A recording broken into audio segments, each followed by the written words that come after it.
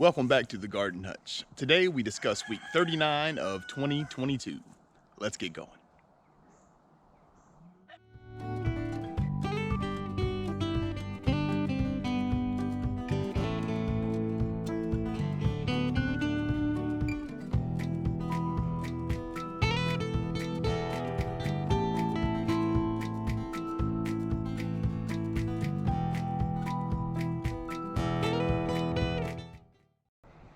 Well, week 39 was pleasant overall. We're still not getting any rain, so we're having to water like every 3 days or so. But like the temperatures themselves, they're in like low to mid 80s for the highs, and then the lows themselves are in the upper 40s, low 50s. So the cool thing about that is you get plenty of sunshine, and even though when it gets to like 80 degrees, it's only there for a couple hours, like towards the end of the day. So most of the day is pleasant. We can get a lot of work done in the gardens.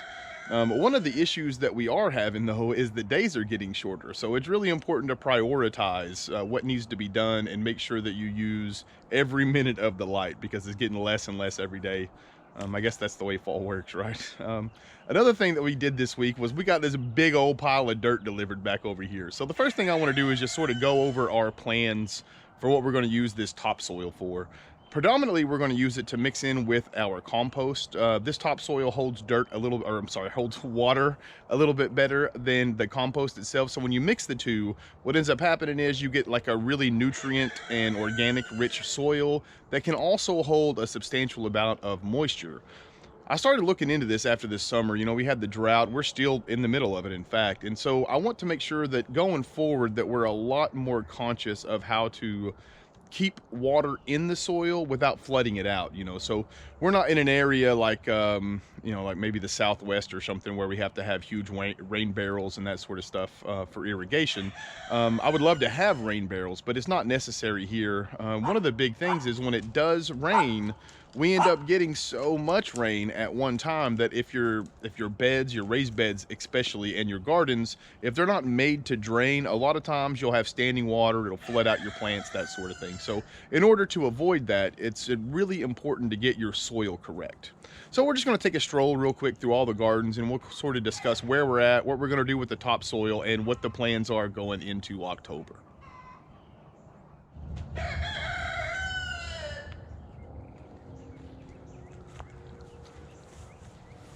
That's Dick.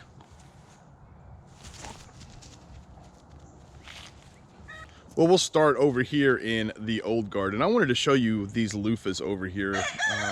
One of the reasons I was bringing this up is because we were discussing the shorter days. You can see what ends up happening. All of these summer type vegetables, they end up kind of dying off slowly but surely. You can still water them, and some of them will be nice.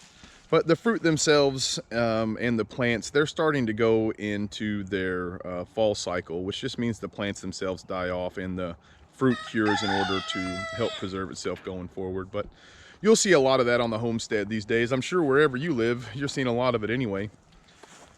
We have these potatoes. They are doing fantastic. In fact, all of our potato plants have started to come up. I haven't seen any blooms on them yet. You're not going to let me get that, are you? Nope. So, and then we come over here. This is the bed that we started working on, and I believe I showed it last week, but what I've done is I go through and gradually add in the topsoil. And you can see, we'll get our hand in here real fast. We put in, I don't know, 3-4 inches, 5 inches or so, maybe, down there. And then what I'll do is I'll leave this in here. Once I get the entire bed done, I'll do this bed in that bed this week, and then once the sweet potatoes come out, we'll do it. But the idea is to take this, put it in, we'll mix it in really good, and then we'll put another 3 or 4 inches of compost on top of this topsoil that's mixed below it, and then we'll mix that in as well. So it'll be sort of, essentially it'll be 3 layers, and you don't want to work it in so much that it doesn't have to be homogenized. But the concept is that eventually, because the topsoil is a little finer, as it gets wet and goes through, it'll seep through into the compost below it. That way, whenever you put the compost on top and start mixing it in, it's not going to be mixed just in with topsoil. It'll already be somewhat, I guess, mixed with the compost below it. And as opposed to it being homogenized, it'll have it where, you have like a middle layer that kind of holds water a little bit better.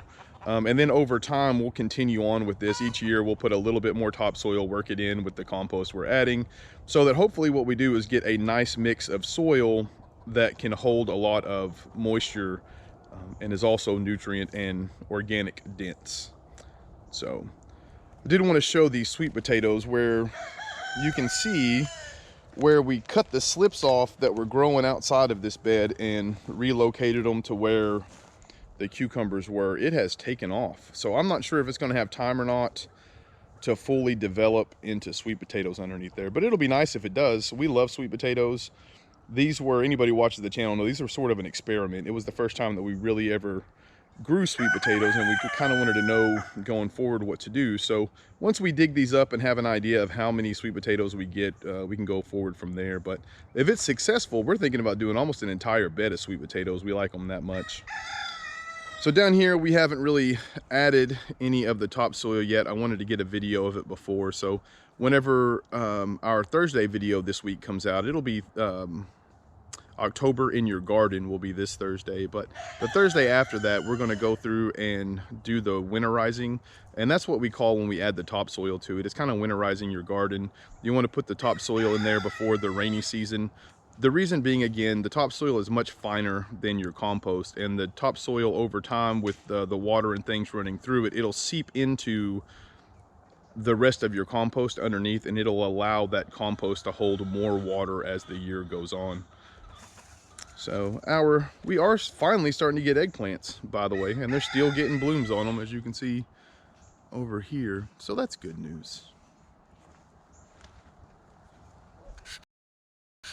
Let's take a quick step here into the top garden. I wanted to just take a second and kind of go over our plans for this as far as the topsoil and things are concerned. We did a video on preparing our fall garden. So these beds in here, we don't require any topsoil in them. We've already taken care of all of those steps. The reason being is this is our fall garden. So the way we do ours, we have the old garden is strictly a summer garden. The top garden is a summer and a fall garden, and the pallet garden is a spring and summer garden. So what we do is we try to plan accordingly so that we can plant, so that all of our vegetables will come in at the correct time, come out at the correct time. This year we did that relatively well. Our carrots stayed in the ground a little bit longer than what we would have liked, which put our corn behind schedule. So that's one of the reasons why we built the big carrot bed. But having said all that, I just want to give you guys a real quick tour so we can kind of see where our fall garden is at right now. Beansy, are you waiting to get in the garden, buddy? He loves it in this garden. Just wanted to show again, these are, you can see these loofahs are also going through the same cycle now with the light being less available throughout the course of the day, but there are some massive loofahs on here. I'll be interested to see by the time this is all said and done how many we get, just because these loofahs started with such you know, a small number of seeds that were just kind of given to us, and it was a random thing. So it's kind of cool when something like that happens, and you know, over the course of a year or two you can extrapolate from that one seed. Alrighty, we're gonna get in here and take a look.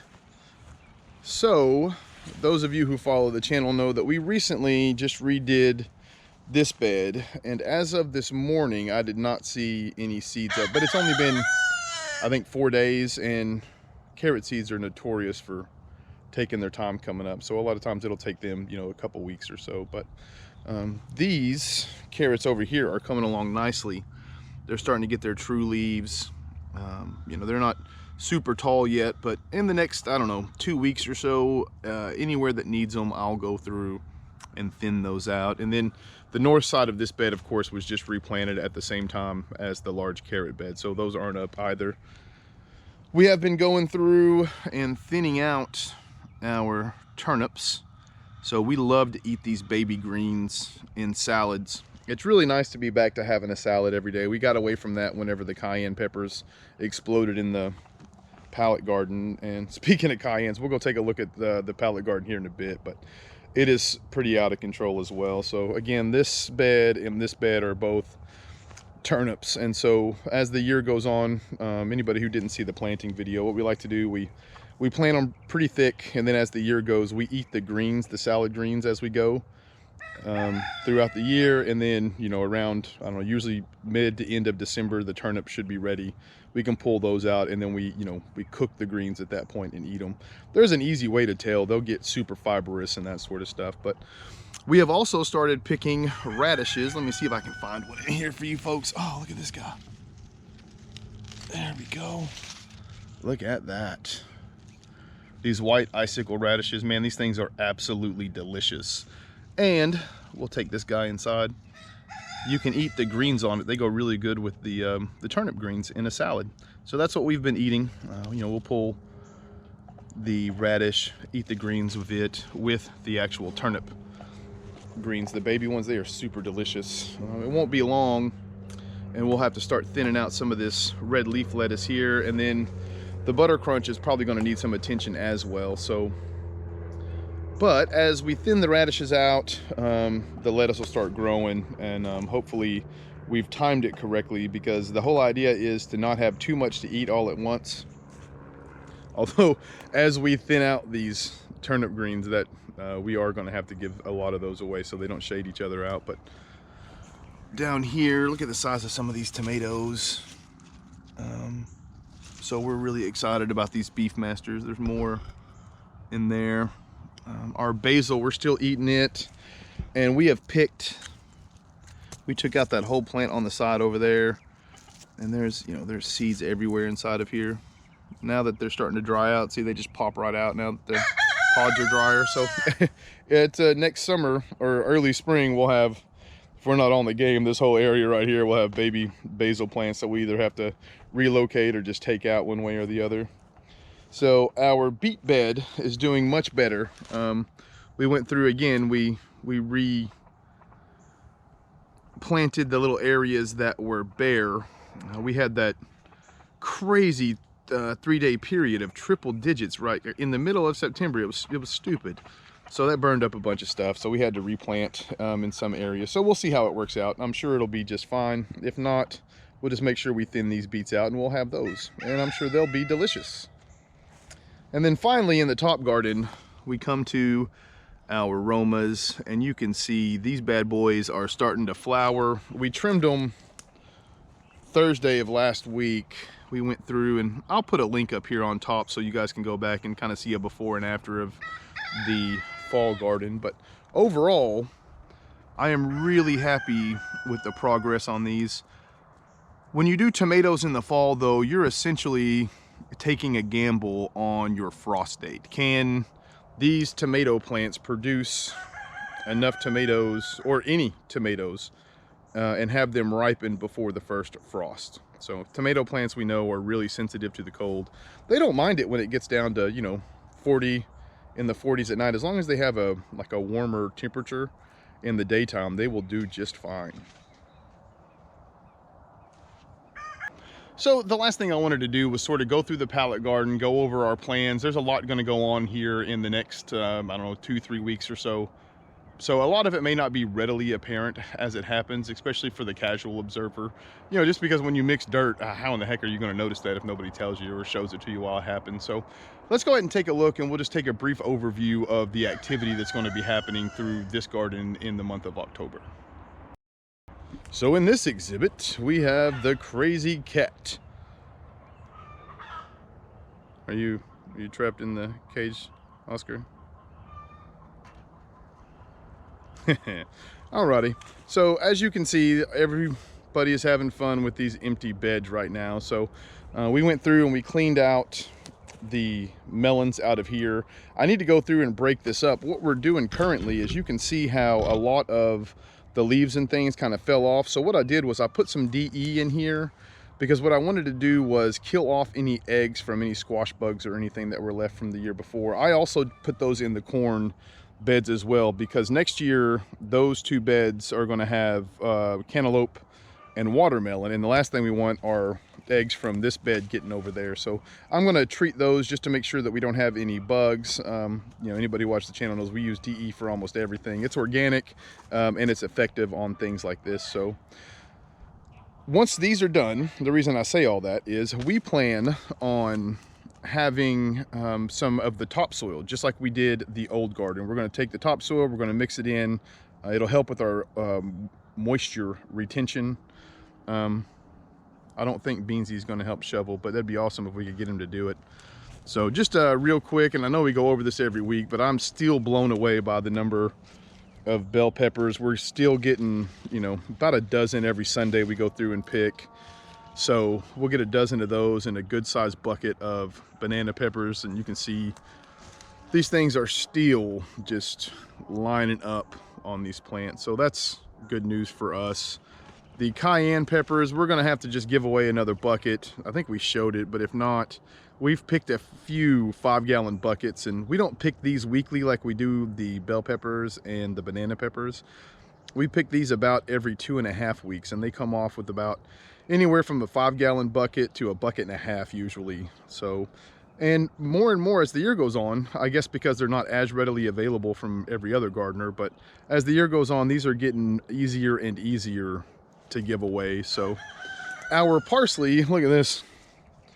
It's about, I don't know, 51 degrees this morning, and this parsley does not care for the cold at all. The chard doesn't mind it, but you can see we've been using these leaves in here for salads, and the reason being is I don't think this trough is big enough to support a large Swiss chard plant, and we like the tender baby leaves anyway, so all year I've been sort of just trimming them back to make sure it doesn't get too tall.